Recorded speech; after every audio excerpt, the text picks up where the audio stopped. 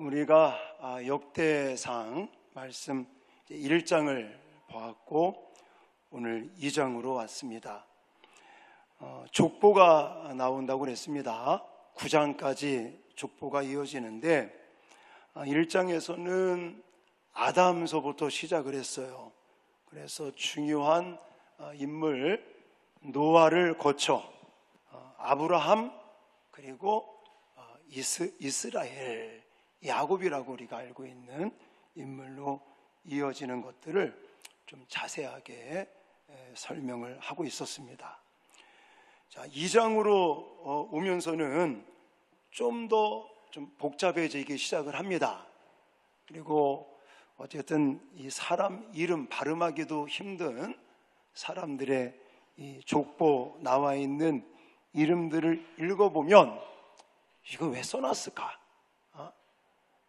이런 생각이 드는데 한 사람 한 사람 이름의 의미를 두지 말고 그 사람 그 시대 때 하나님이 어떻게 역사하셨는가, 하나님이 어떤 일을 하셨는가, 또 하나님은 어떻게 일하고 계신가, 이거에 초점을 맞추시면서 우리가 족보를 좀 살펴봐야 된다고 말씀을 드렸습니다. 자, 오늘 2장으로 와서는 지난 시간에 1, 2절을 같이 읽었었거든요. 1, 2절까지 이스라엘 민족의 12지파를 형성하고 있는 이 야곱, 이스라엘이라는 이름을 붙였습니다. 야곱의 12 아들들의 이름이 나왔습니다. 그러면서 오늘 2장에는 이 야곱이라고 하는 인물을 중심으로 사람들 족보 이름들이 거론되고 있습니다. 그래서 좀 더 설명을 드린다면 3절부터 17절까지는 야곱의 아들, 첫째 아들은 사실은 루벤이라고 하는 아들입니다. 근데 족보 그러면 큰아들이 먼저 나와야 되는데 큰아들 먼저 안 나왔어요. 나중에 제가 설명을 드리겠지만 넷째 아들인 유다로부터 다윗이라고 하는 인물까지 이어지는 사람들의 이름들을 쭉 설명해 주고 있습니다. 그리고 우리가 시간 관계상 읽지는 않았지만 18절에서부터 55절까지는 유다 자손들의 이름이 나오긴 나오는데 다윗이라고 하는 인물 외의 자손들을 언급하고 있는 것입니다. 자, 그러면 그런 거예요. 과연 이 족보를 통해서 하나님은 어떤 하나님을 우리에게 말씀하려고 하는 걸까? 하나님의 역사라고 그랬는데 이 사람들 이름들 가운데, 이 족보 사람들 이름들 가운데 어떤 하나님, 어떻게 역사하시고 그리고 어떻게 구원의 역사를 펼쳐 가시는지 이 부분을 우리가 봐야 된단 말이죠. 그래서 이걸 보다 보니까 오늘 본문에 강조하는 특징적인 부분들이 나온다는 겁니다. 자, 그게 무엇이냐면 그걸 그냥 한마디로 결론적인 말씀을 드린다면 하나님은 일하실 때, 하나님은 역사하실 때 조건을 따지지 않는다. 저는 이 말씀을 오늘 드리고 싶은 거예요. 자, 2장의 족보에서 아주 특이한 내용이 나오는데 그거는 한 두 가지, 한 세 가지 정도 될 수 있을 것 같아요. 첫 번째는 뭐냐면 아까도 말씀드렸지만 족보는요, 큰아들 먼저 나와야 되는 거예요. 저는 창원황 씨입니다. 창원황, 그리고 사주공파. 그래서 우리 아버지 살아계실 때 아버지가 족보를 한번 보여주시더라고. 여기 할아버지 이름이 있고 내 이름이 있고 너네들 이름이 있다. 그러니까 저는 막내이기 때문에 또 위로 형님이 계시기 때문에 한자로 다 돼 있더만요. 근데 제 이름 먼저 우리 형님 이름이 있었어요. 황규복, 규자돌림. 그래가지고 족보를 제가 한 번 딱 본 적이 있는데 보니까 큰아들이 맨 앞에 나와 있더라고요, 족보는. 근데 오늘 이 성경에 나와 있는 족보도 똑같은 겁니다. 근데 큰아들 루벤이 나온 게 아니라 유다가 나온단 말입니다. 이유가 있다는 거예요. 뭐 여러분 아시는 분 아시겠고 또 모르시는 분 모르시겠지만 이 야곱의 아들들 12명이죠. 그리고 이 야곱의 12명의 아들들을 구약의 12지파로 세워서 이스라엘 민족을 하나님이 세우십니다. 그럴 때에 여기에 큰아들이 누구냐면 루벤, 둘째 아들은 시므온, 셋째 아들은 레위, 넷째 아들이 유다란 말이에요. 그 외에도 단, 납달리, 갓, 아셀, 이사갈, 그리고 요셉과 베냐민까지 12명의 아들 12지파가 세워지게 되는데 첫째 아들 루벤이 먼저 나오는 게 아니라 누가 먼저 나왔다? 유다, 넷째 아들이 먼저 나왔고 이 유다라고 하는 이름이 2장에서 굉장히 강조되고 있다는 거예요. 이유가 있는 거예요. 하나님이 일하실 때는 첫째이기 때문에 일한다. 그게 아니라는 거예요. 자, 더 좀 내용을 볼 것 같으면요. 3절을 보십시오. 그러면 3절에 유다가 아들 셋을 낳습니다. 근데 아들 셋을 낳는데 어느 사람, 어느 여자와 결혼해서 아이를 낳냐면 3절에 보십시오. 유다의 아들은 에르와 오난과 셀라니, 이 세 사람은 누구의 딸? 가나안 사람 수아의 딸이 유다에게 낳아준 자요. 지금 유다가 중심이 됐고 유다가 강조되면서 아들 셋을 낳았는데 이 아들들이 다 이방 여자의 아들들이라는 거예요.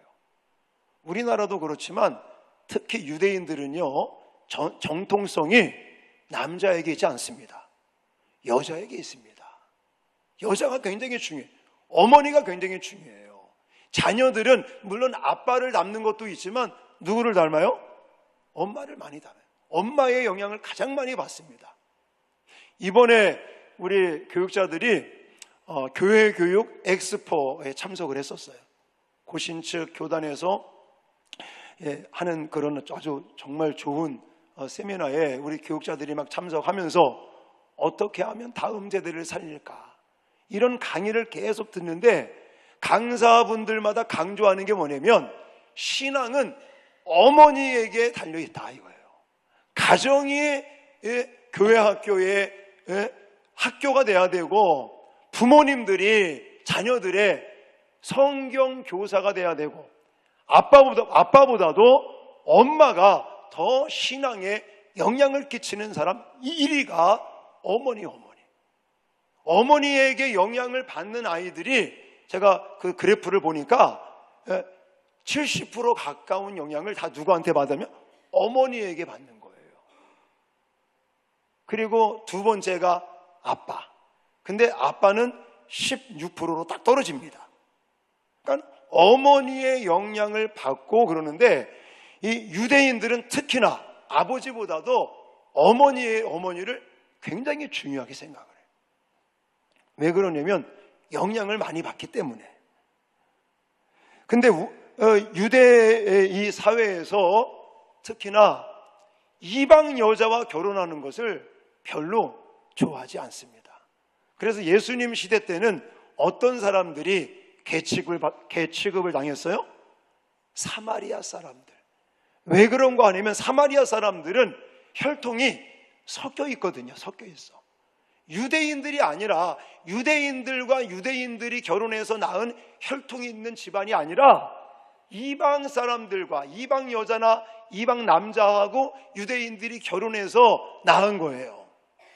그리고 특히나 바벨론의 포로로 끌려가서 이제는 고생하면서 바벨론에서 융화 정책을 쓰면서 바벨론 사람들을 이주를 시키고 유대인들을 바벨론으로 이주를 시키고 막 이 혼합주의에 빠진 거, 혼합을 시켜가지고 이제는 정치를 하는 이거에 대해서 굉장히 안 좋게 생각을 해서 보면 사마리아 지역, 사마리아 사람들은 계취급을 했던 그런 경우가 있습니다.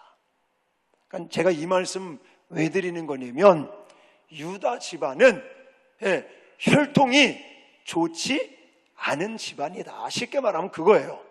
이방 여자가 와서 낳은 아들들이고 그러다 보니 3절 후반절에 뭐라고 말합니까? 큰아들에 대해서 에르는 여호와 보시기에 악을 행하였으므로 여호와께서 그를 어떻게 했어요? 죽였단 말이에요. 뭐 추측하건대 어머니로부터 영향을 받지 않았겠습니까? 자, 여기다가 또 하나 좀 안 좋은 부분들이 있습니다. 4절 말씀 보시면 유다의 며느리, 창세기 보면 나오죠. 다말을 통해서 자기의 혈통을 이어가는 걸 볼 수가 있어요. 생각해 보십시오. 아들들이 죽고 막내 아들은 어려서 계대 그 관습을 따르지 않으니까 며느리가 분장을 해. 그리고는 시아버지에게 의도적으로 다가가서 시아버지와 불륜 가운데 자녀들을 낳아요. 여기 이름까지 나오잖아요. 베레스와 세라를 낳게 되는 거예요. 기가 찬 일이죠. 며느리하고 시아버지하고의 관계성 속에서 대를 이어가고 있는 거예요. 이걸 좀 나쁘게 표현하면 어떤 집안이다? 콩가루 집안이다라는 거예요. 혈통적으로도 보면 이방 여인들이 와서 자녀들을 낳았어요. 혈통적으로도 문제가 있습니다. 또 며느리가 시아버지와 관계를 맺어서 혈통을 이어가는 형편없고 부정하고 불륜 가운데 이어지는 이런 가문인 거예요. 근데 성경에는 이렇게 부끄럽고 부정한 일들, 이런 것들을 이야기하면서 과연 하나님이 무엇을 말씀하려고 하는 걸까요?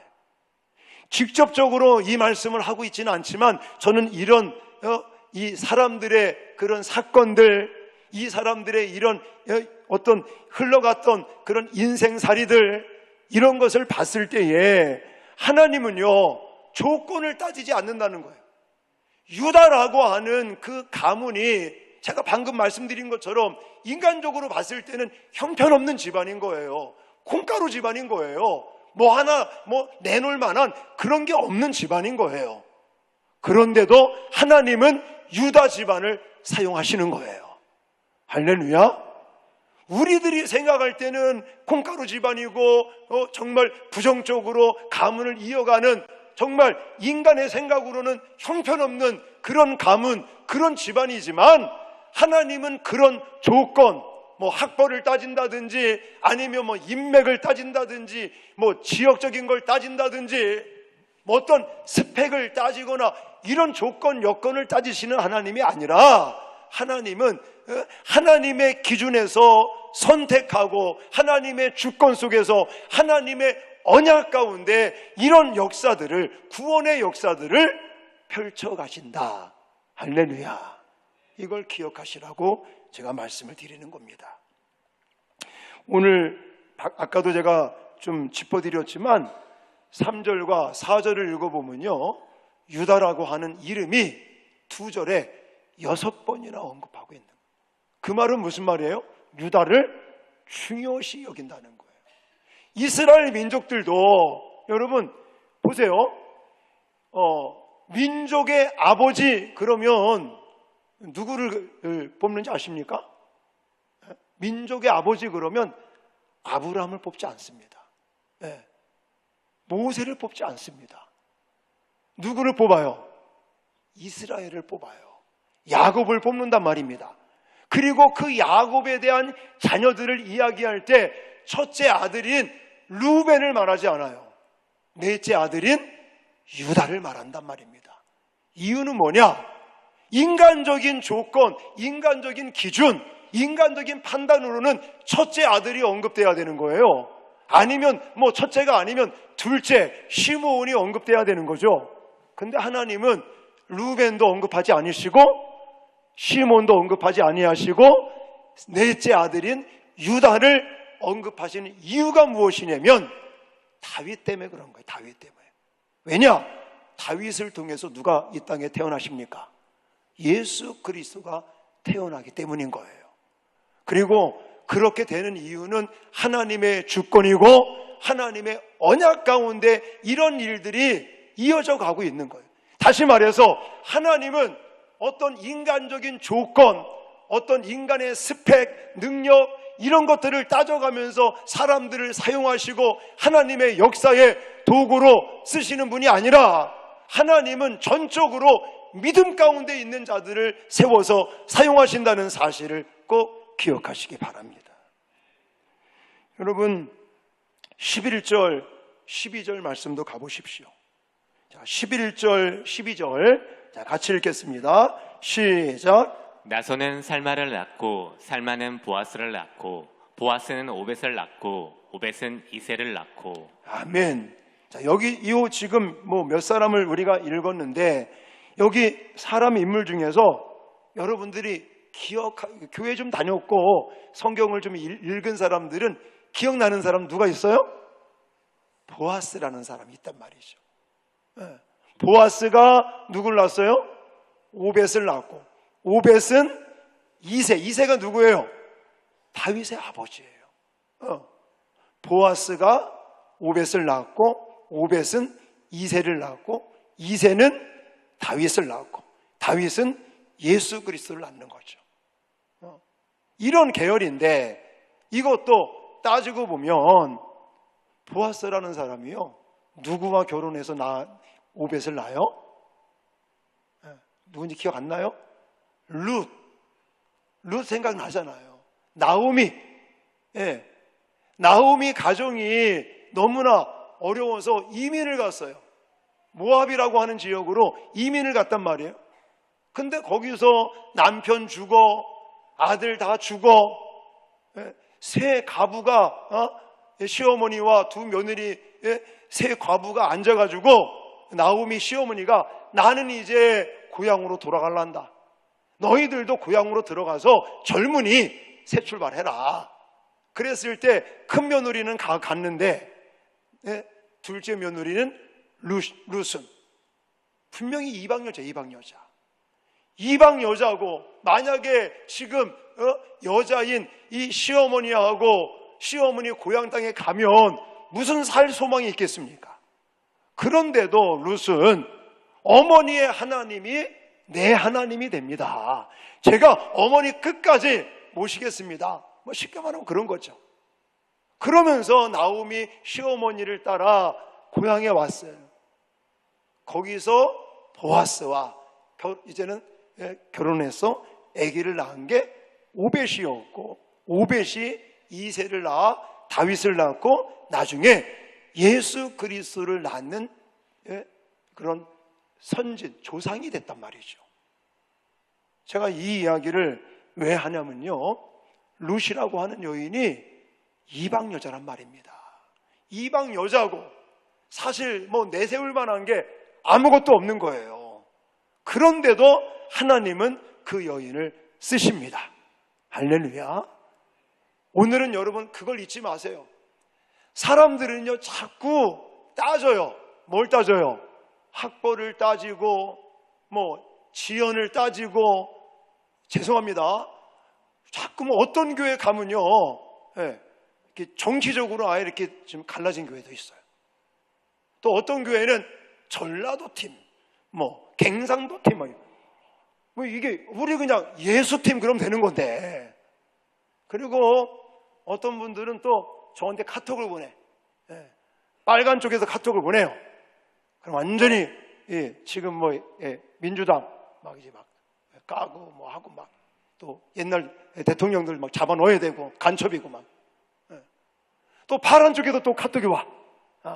너무 정치를 못해 막 이러면서 탄핵시켜야 돼 막. 제발 좀 보내지 마십시오.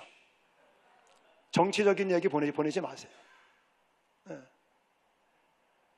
여러분, 교회 안에서도 물론 나름대로 색깔들이 있겠죠. 제가 말은 못하지만 저도 인간이잖아요. 공부도 좀 했잖아요. 나름대로 정치적인 게 왜 없겠습니까? 근데 교회 안에서는 해서는 안 되는 거죠. 따질 필요가 없는 거예요. 이 사람이 빨간 쪽인지 파란 쪽인지 교회 안에서는 그런 말 할 이유가 없는 거예요. 우리는 오직 예수만 말하면 될 줄 믿습니다. 여러분, 자꾸만 사람들은요 그런 걸 가지고 이렇게 나누려고 그래요. 평가하려고 그래요. 아닙니다. 하나님은 그런 걸 따지지 않습니다. 이방인이건 또 첫째건 넷째건 하나님은 그런 조건을 따지시는 분이 아닌 거예요. 하나님의 주권적인 섭리 가운데 하나님께서 선택하신 자들, 그리고 하나님의 언약대로 하나님의 역사는 흘러가고 있는 거예요. 그 가운데 정말 하나님과 더 가까이 하려고 그러고, 그리고 하나님의 언약의 말씀을 붙들고 살아내려고 몸부림치는 사람들을 하나님은 사용하시고 그들을 통해서 하나님의 역사를 이루신다는 사실을 꼭 기억하시기 바랍니다.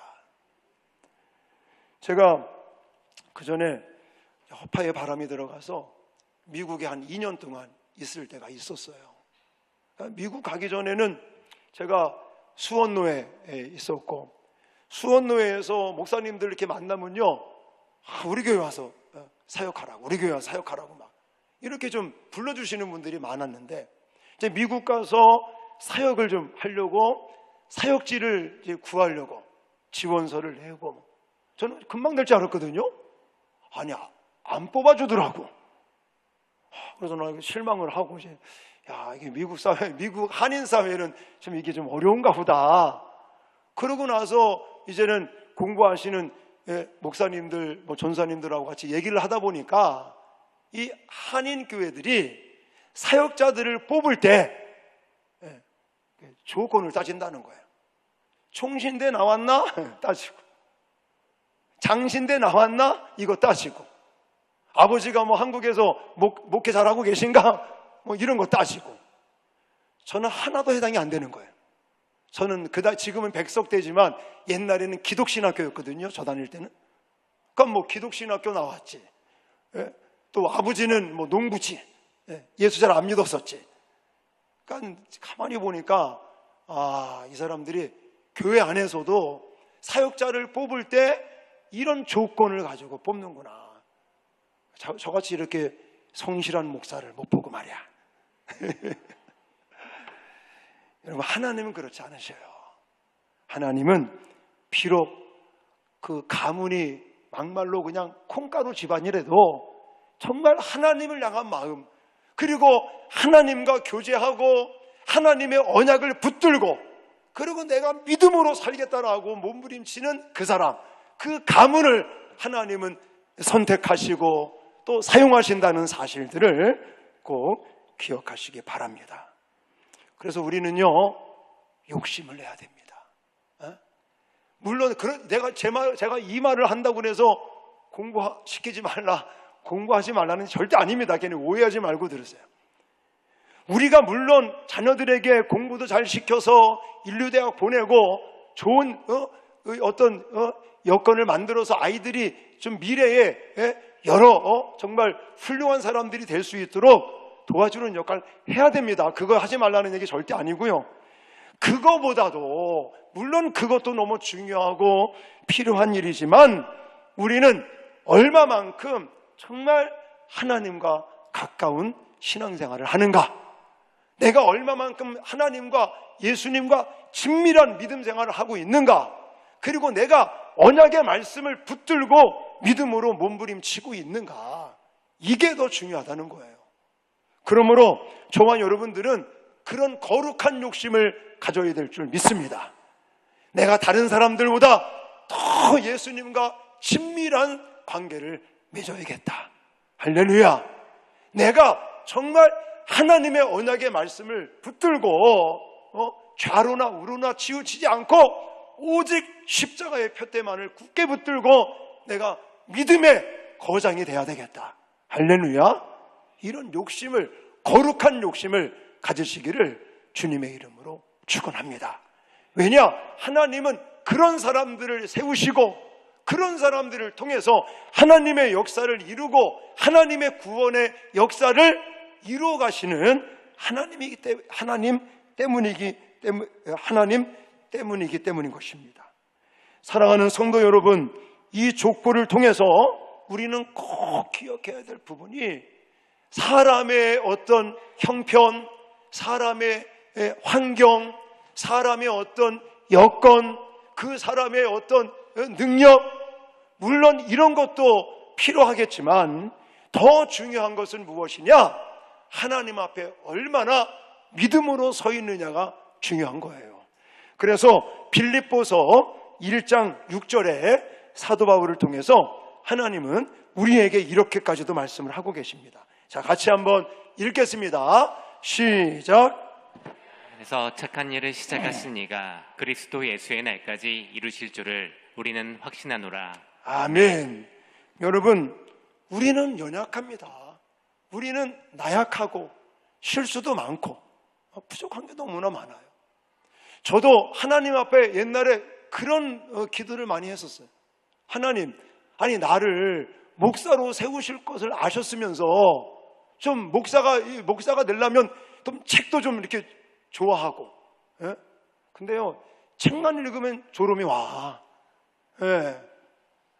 그래서 좀 목사가 하나님 되게끔 일찍이 저를 이렇게 계획하셨다면, 책도 좀 좋아하고, 또 책도 좀 많이 읽어서 그냥 설교도 좀 잘하고 막, 이런 목사로 하나님이 좀 삼아주시지. 맨날 그냥 더듬거리고, 버벅거리고, 설교도 잘 못하는 이런 목사로 만들으셨습니까? 제가 그렇게 불만을 좀 토로할 때가 있었어요. 늘 부족하고, 늘 그냥, 잘하는 게 없다는 그런 마음으로 하나님 좀 더 저를 좀 바르게 좀 더 능력 있는 목사로 좀 세워달라고 이런 기도를 하곤 하는데, 여러분, 우리는 연약하고 우리는 부족해요. 그러나 분명한 것은 그런 우리들을 하나님은 세우셔서 사용하시기를 원하신다는 사실입니다. 저는 그래서 그런 믿음은 있는 거예요. 내가 버벅거리고 잘하는 것은 없고 부족한 게 많지만, 그런 목사지만 하나님을 향한 그 마음은 제가 정말 신실하게 하나님을 의지하며 목회하면 하나님께서 정말 부족한 저를 분명히 사용하신다, 이런 믿음을 가지고 오늘날까지 목회를 해오고 있는데, 성경에 보니까 이런 우리들에게, 이런 저에게 하나님이 위로의 말씀을 주시더라고요. 자, 방금 이거 제가 소개해드리는 거, 자, 빌립보서 1장 6절에 보면 이렇게 말합니다. 너희 안에서 착한 일을 시작하신 이가 그리스도 예수의 날까지 이루실 줄을 우리는 확신하노라. 할렐루야. 여러분, 우리가 예수 그리스도 안에서 예수 그리스도와 동행하고 예수 그리스도의 언약의 말씀을 붙들고 하나님을 신뢰하고 나간다면 이미 하나님이 저와 여러분들 안에 착한 일을 시작하셨다는 사실을 믿으시기 바랍니다. 이미 하나님은 우리 안에 착한 일을 시작하셨어요. 그리고는 부족한 게 많고 연약하고 실수투성이지만 하나님은 예수 그리스도께서 오시는 그날까지 부족한 우리들이지만 우리를 통해서 하나님 놀라운 일들을 행하실 것을 확실히 믿으시기를 바랍니다. 할렐루야. 사랑하는 성도 여러분, 이미 하나님의 계획은 시작이 되었습니다.